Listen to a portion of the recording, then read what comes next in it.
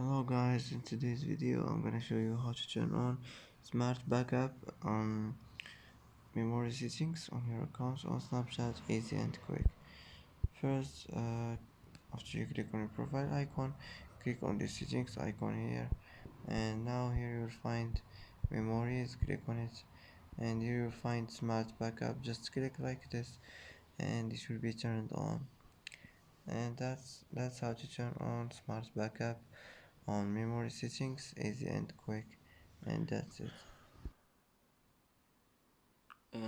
it for today's video. If you like this video, don't forget to like and don't forget to subscribe. I hope this video is helpful for you, and thanks for watching until the end, and see you in the next video.